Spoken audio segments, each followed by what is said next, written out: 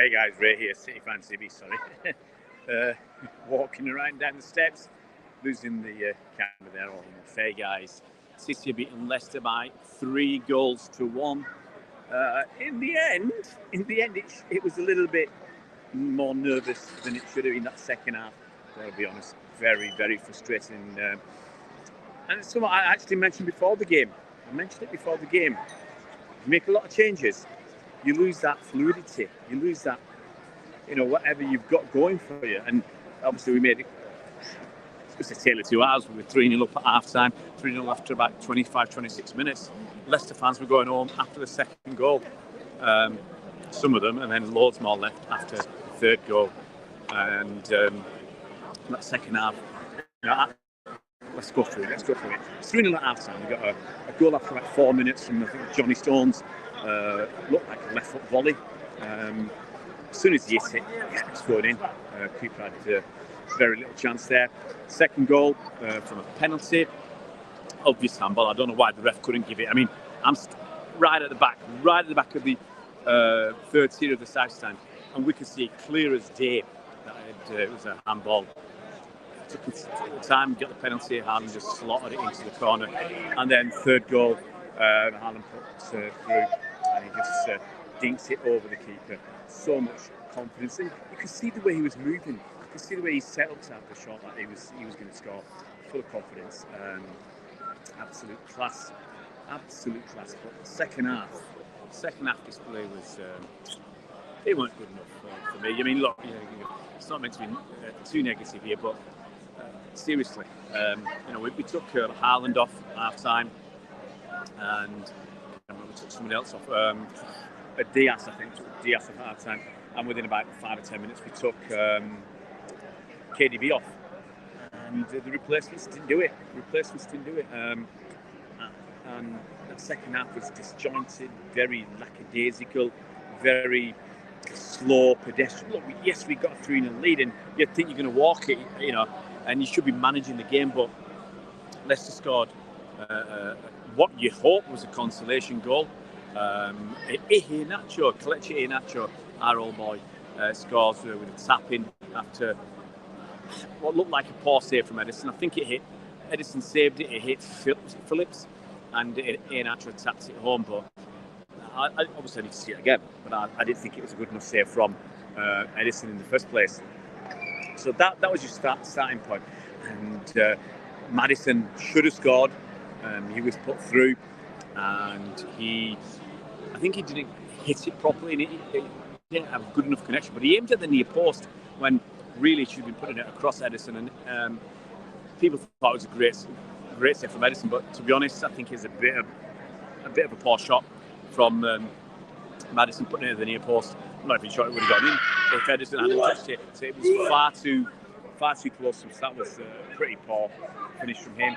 There was he hit the post as well later on, and there was another chance as well. So they had plenty of chances. Second half, I was frustrated. It was disappointing. Obviously, people were leaving in. City fans were leaving in draws because the second half was boring. It was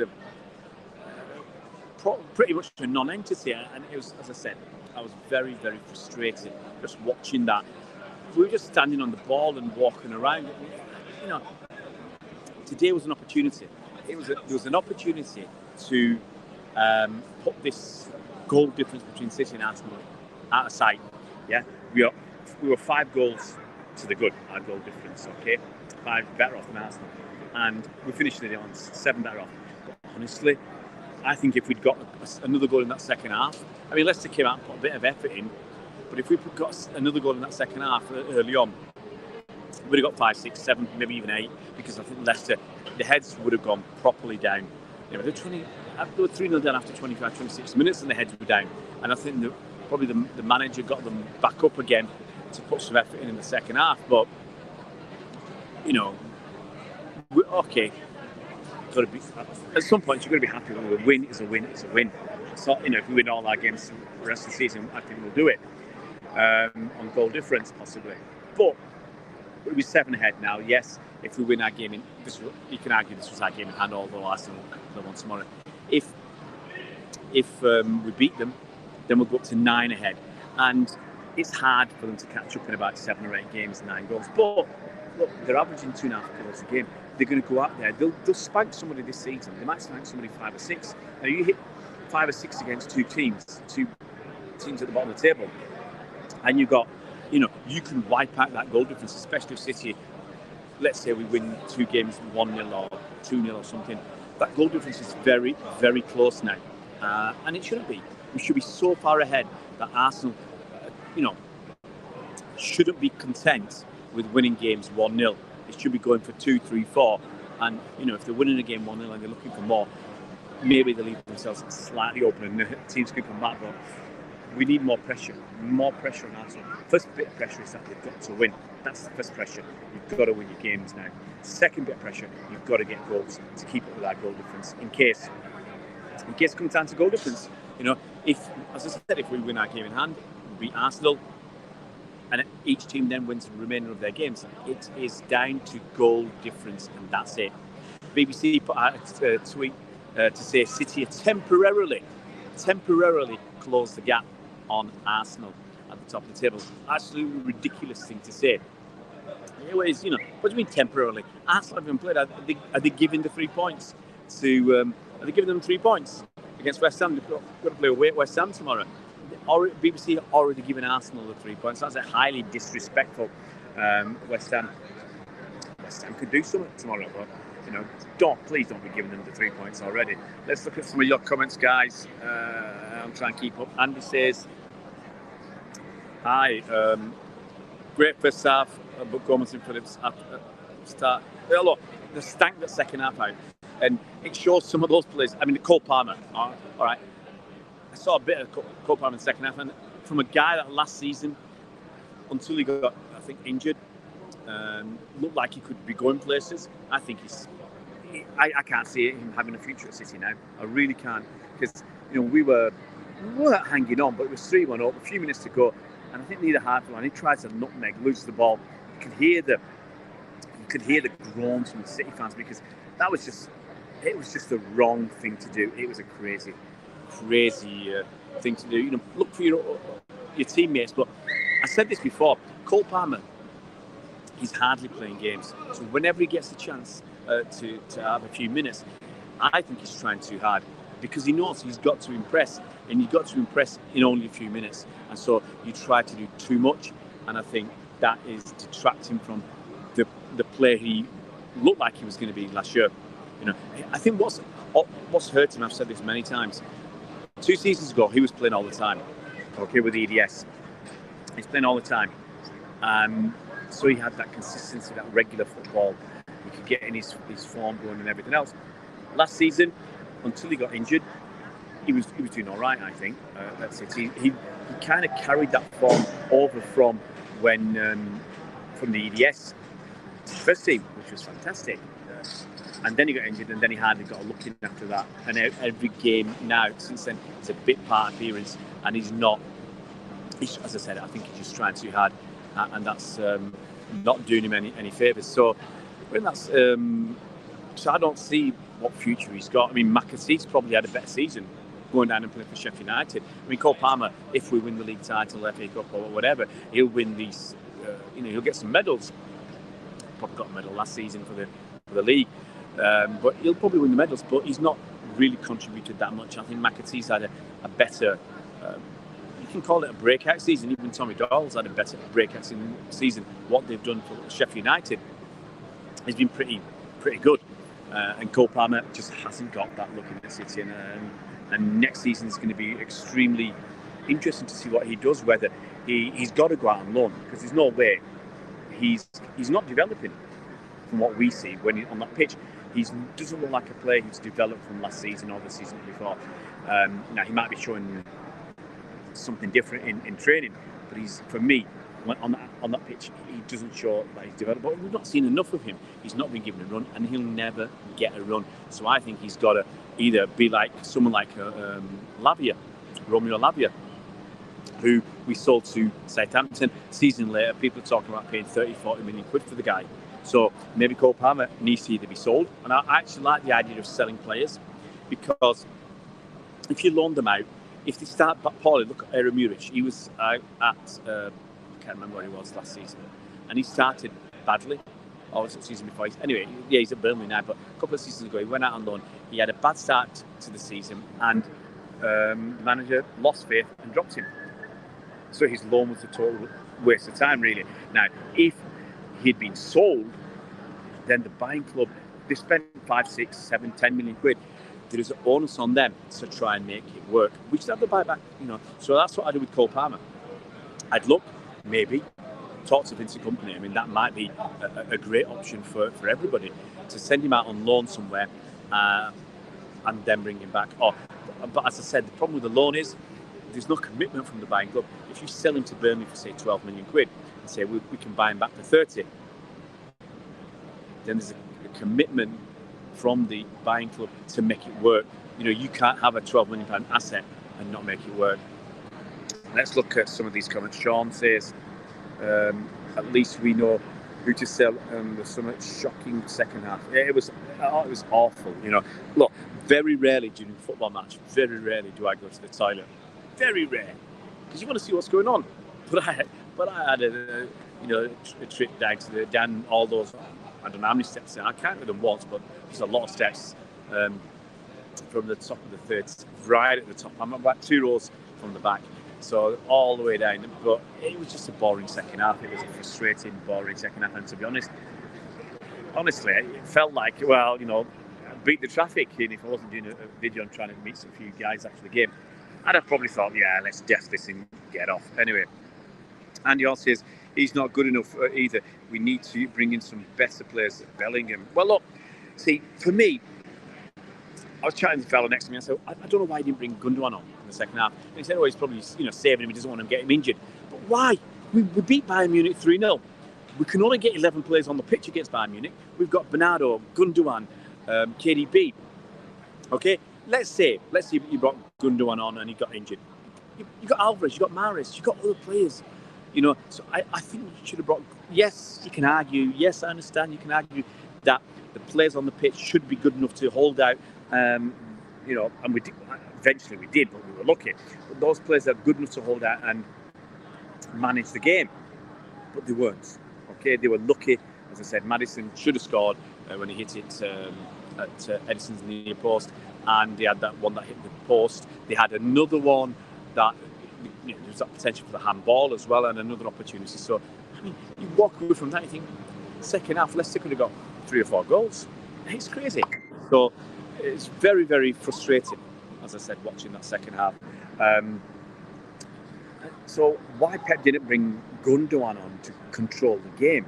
I think, once we were rocking a bit, it wasn't terrible, but they were getting opportunities. I think he should have got Gundogan on for 10, 20 minutes at the end. Don't worry about injuries, because I tell you what, we got away with it today. I think we got away with it. If we ended up 3-3, everybody would have been crying and screaming, and that's the frustration with what happened in that second half. For me, Gundogan should have been on. If you want to take KDB off, bring Gundogan on. You brought too many bit part players, and that the quality dropped instantly. It was so noticeable. Cole was awful. Phillips has to go, and Gomez. Well, I don't think they had.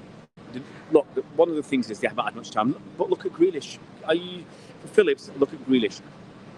Okay, now Grealish struggled last season. He struggled at the start of this season, in my opinion. It just wasn't good enough. Forget about the price tag. He wasn't good enough to be playing for City. It's simple as that. If it was me, I'd have had Foden on the left, Mahrez on the right. Now Grealish, since the World Cup, has done really well. Second time now. Phillips, it may be the same business for Phillips. He might need some time to acclimatise,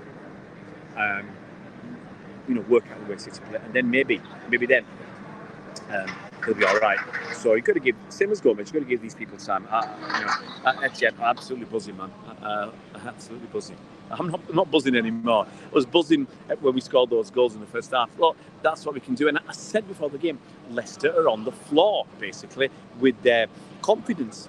They're getting battered left, right and centre, letting in loads of goals. They're at the bottom of the table. So, I said if we can get an early goal and maybe a second one, maybe we can smash them. And look, 3-0 after 25, 26 minutes, a lot of people are looking at. I honestly thought, we could have torn them to pieces. We should have done. I mean, I'd have liked one or two things to happen. Is if we don't get that. If we didn't get that third goal before half time, I think Haaland we wouldn't have made any subs at half time, and I think we'd have scored if we scored the third goal just after half time, then I think we'd have steamrolled them, because they raised just a little bit and thinking, let's try and fight back, and then we score a third goal very quickly. The heads are on the floor again, and we just smashed them to pieces. So, but that's if we start the second half and not made any subs for 10 or 15 minutes, and someone got injured, then you'd all be saying, "Why didn't you make subs, Pep? You're a fool." So you can't win whatever you do. But for me, I'd have kept Haaland and KDB on. Certainly Haaland and Diaz for an extra 10 or 15 minutes. Get it to 60 minutes. What's the difference? Yeah, people can get injured in training. You can get injured at any time. You can get injured slipping in the shower. So, I'd have kept them going. Let's look at some more comments, and I'll try and keep doing it. Guys, anybody new to the channel, please, could you subscribe to the channel? Fantastic to get more, some new people. I'm not saying I want to get rid of the old people. People have been here a long time, supported me from the year dot. But it's nice to get some more faces on the channel too. Too many subs, but job done. Yeah, job done. Too many subs too quickly. If you'd made one sub at half time, you carry on with it in a similar vein. But I just think we made 3 subs within 10 or 15 minutes was just too much. Blew a great chance to increase. Absolutely, I said it before the game. I'm frustrated by that. We should have put a couple more goals, and I'm disappointed with that. Really, disappointed is the wrong word. I'm extremely miffed. I'm brassed off for that second half performance, because people paid the money. Yes, you don't have to entertain us, but go out and smash them. When we were 3-0 up after 20 minutes, 25 minutes, I was thinking to myself, going back to when they did, was it 4-0 or 4-1 a couple of seasons? Was it 4-0 about 5 seasons ago? And I was thinking, can we not go and spank them, get some modicum of revenge, a little bit of our own back? Pep won't make that many subs versus Arsenal much as well. Actually, on Twitter, someone said, because I can't remember what the comment was, but he said, Leicester could have got some of that second half. If it was Arsenal, it'd have been a different story with all those chances. I said, if it was Arsenal, Pep wouldn't have taken Haaland off. He wouldn't have taken KDB off. Things like that. You make decisions, strategic and tactical decisions, based upon the state of the game. If the game, and who you're playing. If it's Arsenal, you keep them on and you rub their noses in it. Nick Morgan made hard work. Absolutely, mate. Absolutely. We could. I think. Leicester got to look at it and say that chance where they hit the post should have been a goal. The handball could have, on another day they get that handball and get a penalty. Maddison on another day scores, and we end up losing 4-3. And it's as great as that. You might think that a lot of rubbish. What are you talking about, Ray? I'll tell you a story. 2017-18 season, Centurion season, Etihad Stadium, we're winning 2-0 at half-time against Manchester United. We had probably three really good chances to score, which, on expected goals, have got to be at least half a goal. We had 3 really good chances. At the start of the second half, we had another one. I think Gundogan missed a really, I thought, straightforward chance. United come back to win. So anything can happen. You can't take things for granted. Romeo Lavia, yeah, that's the fella who's at Southampton, and that's my opinion. Is when we don't loan them out, sell them. Some of them you will loan out because teams can't afford to buy them. If like Sheffield United cannot afford to buy McAtee, or Tommy Doyle, so then you loan them out. But someone like Southampton, they buy Gavin Bazunu, or they bought Angus Gunn from us a few years ago. They buy someone like Romeo Lavia. So I think that's a better way of doing it. Spencer Martin, nice to have you on, mate.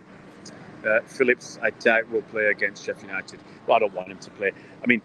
The way I look at it, okay, yes, we are semi-saving our team for Arsenal. I think what I want Pep to do, pick the side he wants against Arsenal. Foden will be back. Okay, now for me, I think Foden will be at best on the bench against Sheffield United. But for Sheffield United, yes, make 2 or 3 changes. I don't have an issue with that. Like today, Sheffield United, someone like Walker and Mahrez. I mean, why not start with who we started with today? And remember, you've got Gundogan on the bench for Arsenal. Okay, you had Aki on the bench and Akanji, so you can bring both street players back. So I don't think it's a, you know, I think at Sheffield United we've got to go strong. You can't play with 6 of your best 11. You've got to play with at least 8. We saw that today.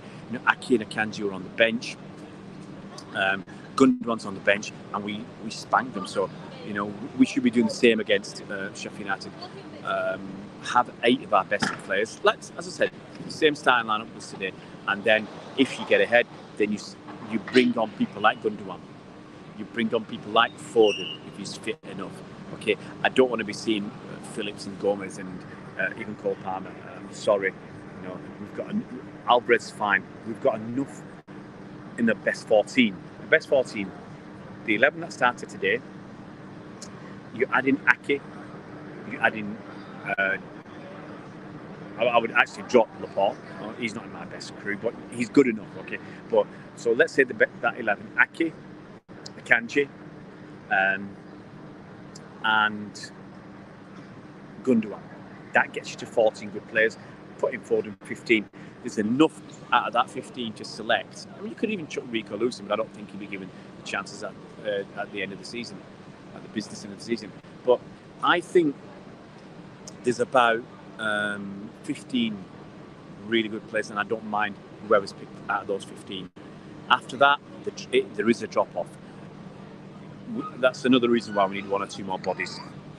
Sean says, hope not Crab moves better sideways. Let's look at the comments. It's Tony Butt leaving at the moment.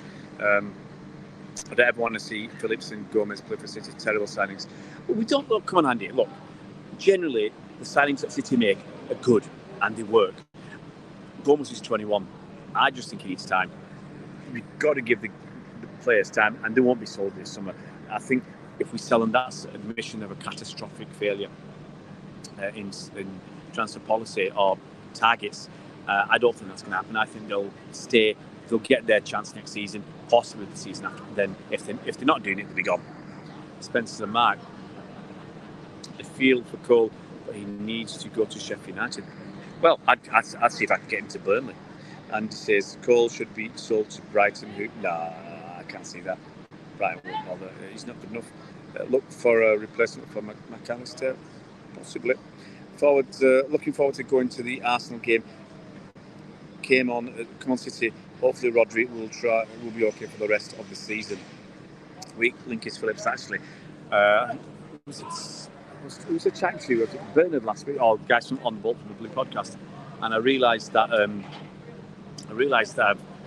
working on the 26th. That's the Arsenal game. I'm actually working in London, but it's an evening job. So I've got this corporate do and performing at this corporate do.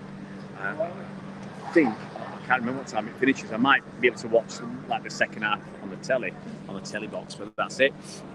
Because that'll be an 8 o'clock kickoff. I can't remember. I think we might be doing like 6 till 9 or 6 till 10. So it could be a long evening, and I might not even be able to watch any of the game because I think the crowd that I'm at, it's in an art gallery in central London. I don't think that kind of crowd really wants to watch the footy. But you never know. Because it's in London, there might be a few Arsenal fans who want to watch the footy. So that ticket of mine will be like gold dust. People will want that. Last few comments, guys. I'm going to start heading. Well, I'll keep talking as I walk. I'm not going to bother taking any selfies tonight. First, I'm just going to start nosing down. Back to the car. Actually, I stopped to use the city car park because that's just horrendous. You won't get out for a good hour, and then that's getting out of the car park, and then you've got to get through the traffic lights and special traffic lights. It's not much fun, so I'm not up for that. So I parked up Briscoe Lane. If you know Manchester at all, so I parked up there, so it'll just be a bit easier to get out. But once again, for the first half an hour, it's not worth it either, because even up there, because you've got all the traffic Some of them are coming down from City ground, and others who are parked up all along Briscoe Lane. So everybody's trying to get out, and so it is a bit jammed up there for a while. But yeah, I'm just going to mosey off now. It's a shame I didn't see any of the lads. So it will be interesting actually. Well, I'll probably talk to you about Bolton Blues because I might go to some games with him next season, so that'll be fun. So Andy, I'll have to slow down because I can't read as I'm going. Sorry, Gomez is terrible and would not even get a game for a tier down team. Can you honestly say he would be a first choice starter for Sheffield United or Blackburn? The thing is, mate, I said it, he's 21 years old, okay? First season here. Give him time. Everybody deserves a chance. They deserve the time. They deserve, without game time, yeah, what can he do? So I think you've got to trust the process. You've got to trust Pep. You've got to trust Cheeky. The people who are doing these transfers, they've done it for a reason. They're not buying him for clicks and giggles and stuff. Yeah, they're buying him because they think he has potential. Like occasionally, we might buy players, I think, who might be really cheap that we can flog on, make money out to them. Maybe we've got them really cheap, and then we can move them on. And sometimes you can look at deals like that. You get someone on a free, or very, very cheap, and then a year or two, they may not play that much, but because they're so quality players, that you can move them on, get some good profit out of it. But we haven't bought these players. We haven't bought them to do that. We haven't bought them to sit on the bench. We're buying players who've have shown enough in their technical skills or technical ability and their attitude that City want them. So I'm not going to castigate them. I'm not going to blast them because they haven't had enough time. And as I said with Cole Palmer, it's that thing you're only given a few minutes here and there. You try too hard or you're a bit nervous. Give the guys a chance. Give them time. Phillips hasn't shown it for City, but he's an England player. So you're not going to get to that level if you're not good enough. So give the guy a chance. Let's look at some comments. Agree, Gomez is terrible though. Phillips must be the worst signing I can remember since Frank. Oh, behave, mate. I think that's just a bit daft. I would not ever play him in a Sunday League game. Wow. Getting it tonight, aren't they? Spencer and Mark says Phillips is no spring chicken either, and he is injury prone. A bad signing, to be honest. We paid a lot of money, so unless we can get someone better and get good money back, he'll be here next season. And then says Phillips just drives me crazy with the inept passing and slow transition play. Yeah, look, that second half was just let's be honest, that second half was just a shocking game. That second half really was a poor display from City all around the pitch. So, I don't think, obviously we're at the ground, so you can't see everything really well, and close-ups and stuff like that. So you guys will know better than me, if you're watching it at home, who played well, if anybody. I don't recall anybody playing really well in that second half. Tell me if anybody did, guys. I just don't remember. Edison made that save that he made, but I think where Madison hit it, he should save it, and he did save it. He had one spooned clearance, but we just allowed Leicester to get back into that. Well, they weren't back into it, but they were into it enough that they could score a second and third goal, and you can't just overlook that. It was very frustrating. We've already read the comments. I'm pretty sure that just still slating people like Gomez.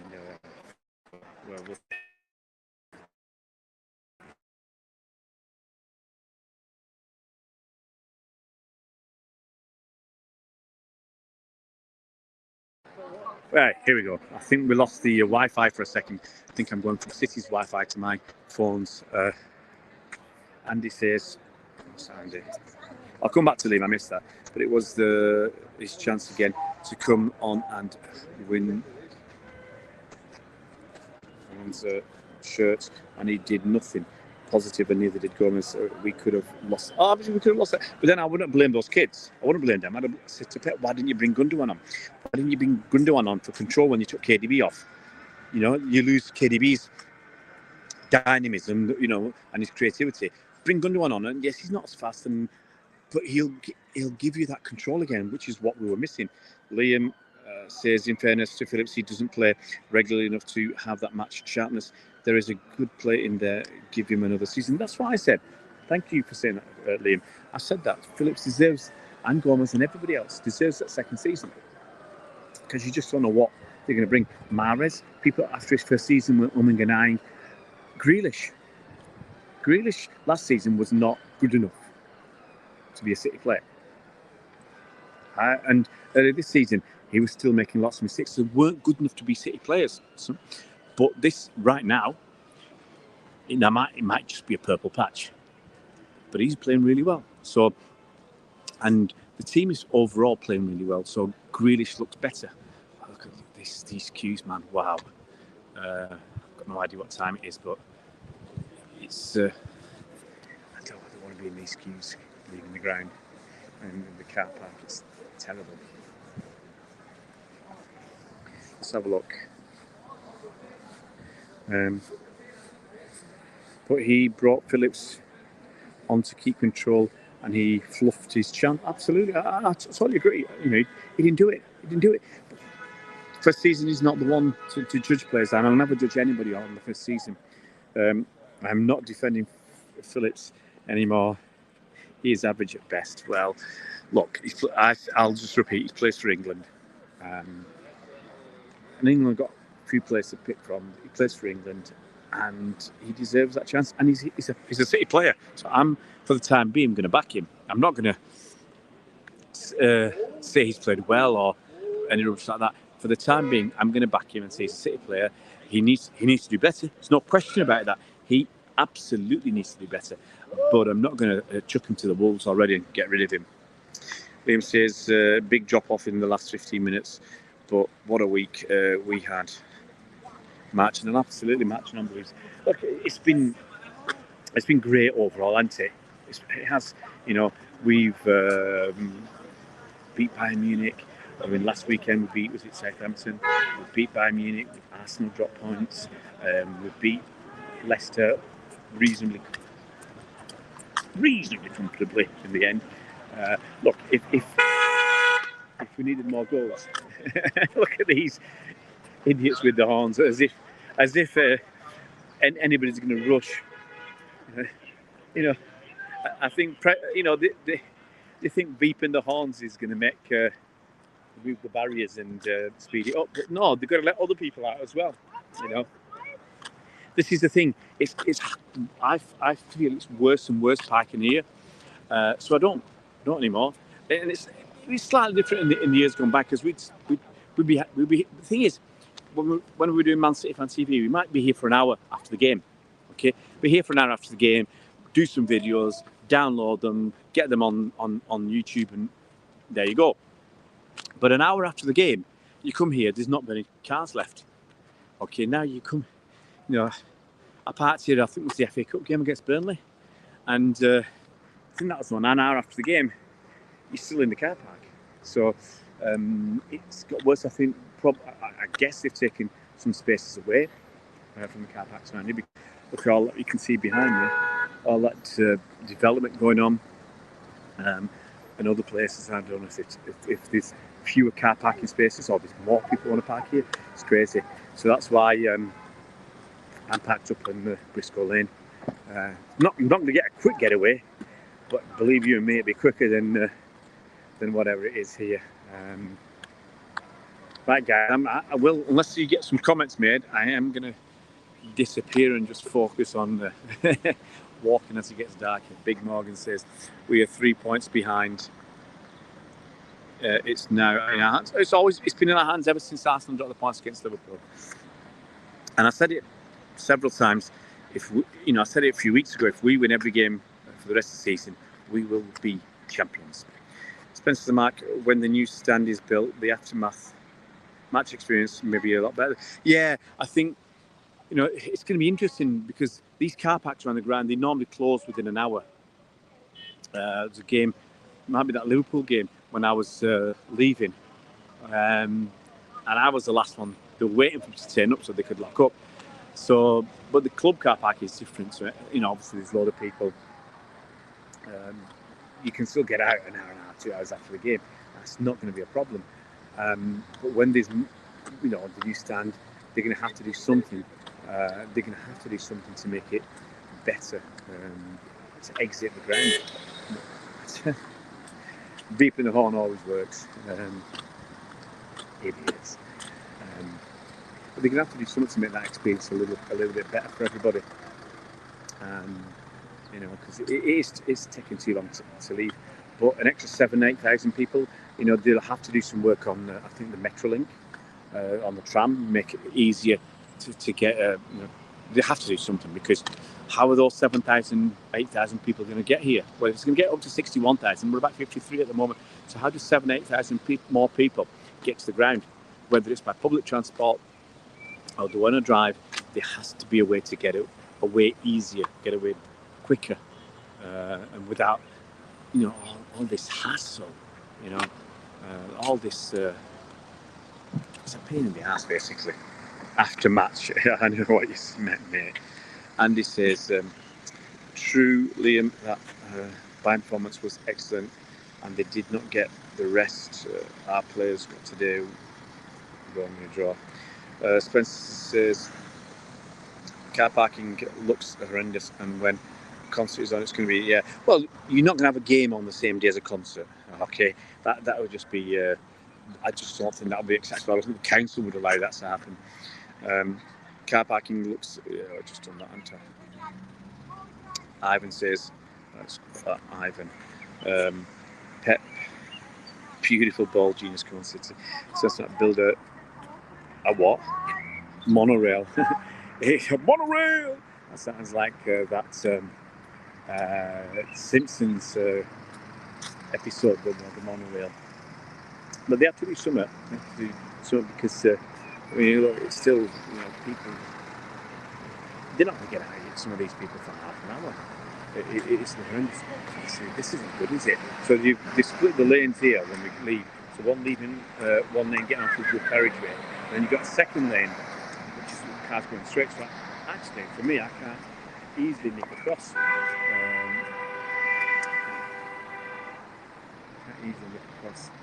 will try in a second. Nick across now. So, yeah, they're going to have to do something because it's just a pain. You know, look, it's not going to mean people aren't going to come, but it's just a pain. Why not most concerts happen on the weekend? It's true. You're right, actually. Maybe I need to take that back. I need to withdraw, retract. But no, but it'll be crazy. It'll be crazy. You'll have potentially 20,000. Look, I just don't think it's workable. Even before the expansion, you'll have 50,000 people going to the game, 53,000, and 21,000 at this concert, at least 20,000. So that's 73,000. And then all the staff who work here, you know, you've probably got the best part of 1,000 staff who work here, you know, security and everything else. So, and when you've got the new stand open, you have over 80,000 people. I just think that's too much. You have to find a solution that's better than what we've got at the moment, right, guys? Man, you guys are. You know, when I say I'm about to give up, you guys are popping up with the comments. So Andy says, cheer up. It could be worse. Poor Frank and his three defeats on the trot. Frank Lampard is stealing a living as a manager. Stealing a living. He was poor at Chelsea the first time round. He was shocking at Everton, and he's poor at Chelsea the second time round. He's just out of his depth, and I don't think he'll ever be a good manager. I just can't see it. Good player, great player. You know, obviously ex-City player for one season, but I just can't see him making it as a manager because, you know, it's certainly not the top level, because he struggled so badly in these 3 jobs. I don't understand. Wembley's emptied within an hour and traffic is moving well. This is horrendous. You've got to have the infrastructure as well. Look, they've got the 2 tube lines as well, so tube stations, so that makes a difference. And then they've got a lot more entertainment going on. And I think this is one of the ways City are hoping to be able to deal with the aftermath of games by having the after-match experience where you've got bars and other, maybe more restaurants and takeaways or whatever, or eateries, let's call it, and maybe they're hoping a few thousand people more will stick around at the game or stick around at the stadium after the game, and that'll make it a little bit easier for people to leave. So I think it'll still be as crowded as it is now, because you've got more, another 8,000 fans, but they're hoping a few thousand might stick around a bit longer, and they'll spend their money at City rather than going into the local economy, actually. So for all the good City does to the local economy, they will be taken away, because people are having food and drink here, which is a higher price than it is around the ground. But City are about making money as well. He has lost 25 games this season in the Premier League. Who's that? Frank. Fat Frank. He's not good enough. He's just not good enough. So hit the like button, guys. Yeah, go on, guys. Guys, hit that like button, because I do videos because I don't make money out of doing these videos. Absolutely not. There's no chance of making money out of doing my YouTube channel. I'm just genuinely, I like making content, chatting with other fans, doing podcasts and stuff. Most of these car parks that I've rented already, clear around the ground, and it's flowing reasonably well. It will be quite busy. I mean, it's going all right here. When you get to the traffic lights or the end of the road at the top end, there's a bit of a bottleneck when there's a lot of cars coming. Wow. Hopefully they haven't locked up, otherwise walking home from here. It is.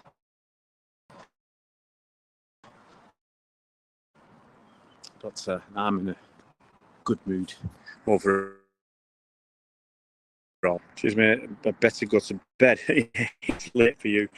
This is not coming up on Mr. Mark. Are you going to go on the Mancunian Way channel? Nah, I'm sorry, mate. That's not for me. To be honest, I don't do any cross-channel stuff anymore, really. I haven't done it for a while. Bought from a Blue podcast, because I've been doing that for 3 years now. So that's it. I don't get invites. I'm going to do something for that on an Arsenal channel, actually, not AFTV or any of the shitty ones like that. He's not shitty, but some of the stuff they've done is shitty by having certain guests abusive.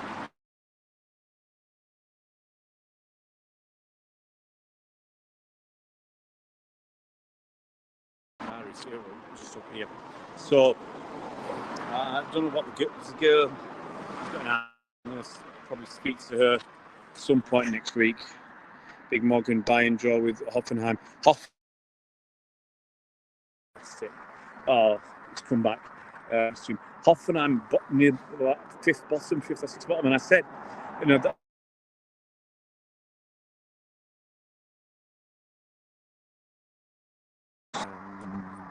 They could end up not so. I think they're still in the league. At least there's only 6 games to go, and they've got a couple of toughies who I don't know what they've done this weekend, but they've won 5. Right, let's find out when the car is.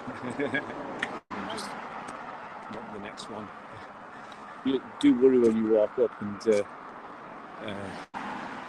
gates are closed on some of this. Right, guys, we'll speak to you later. We'll do obviously, if you follow the book from the podcast, we'll call one of them tomorrow, and I'll try and get Bernard on doing with him maybe tomorrow evening.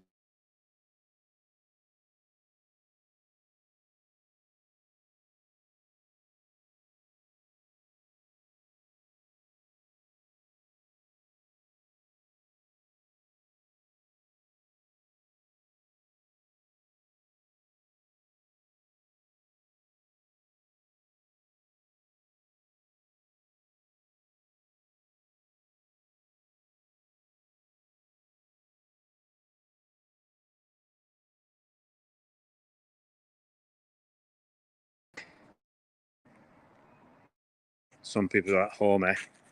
Nobody will. What your Chelsea?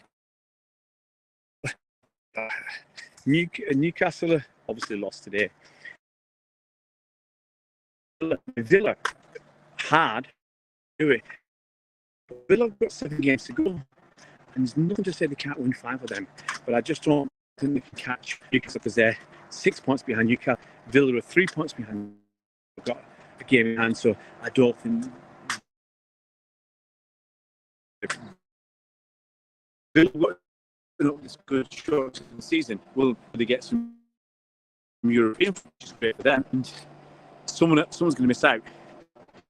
I might miss out on Europa League. If Villa can keep going the way they're going, they can keep going the way they're going, then Liverpool might finish 7th or 8th. And they might get Europa Conference side. They don't get any European ball at all because it'll hit them really hard in the bank balances. Right, guys. This if you want to go. See you around, Blues. Catch you tomorrow.